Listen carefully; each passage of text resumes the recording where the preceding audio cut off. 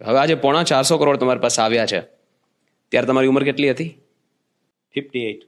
58, એટલે ઓલમોસ્ટ રિટાયરમેન્ટની નજીક. રિટાયરમેન્ટ જ બરાબર છે. 58 સરકાર નિવૃત્ત કરી દે. હા, તો હવે 450 કરોડ કોઈની પાસે હોય, એ માણસ શું કામ આટલી મહેનત કરે? શું કામ પાછો પાયા ખોદે? શું કામ પાછો માર્કેટમાં જાય? શું કામ નવો ધંધો કરીને આટલી મગજમારી પાછી કરે? આરામ ના કરે? મજા ના કરે? તમે જે સવાલ કરો છો ને, એટલે આવો વિચાર બધાને આવે.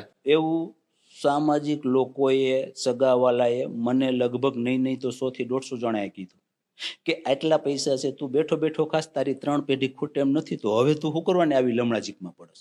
અને એ 5-5 રૂપિયાના ગાંઠિયાના પડીકામાં તારે લઈ હું લેવું છે આવડી મોટી હરીફાઈ?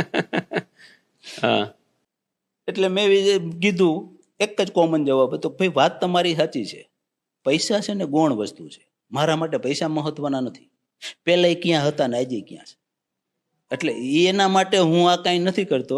પણ હું આ જે ચાલુ કરીશ એની પાસે અત્યારે મારી પાસે 800 જણા છે સ્ટાફ. એ 800 ના હું 8000 કરીશ, 80,000 કરીશ. તો એની પાછળ ડીલરો જે છે, ડીલરોનો સ્ટાફ છે, કેટલા લોકોને રોજગારી મળશે?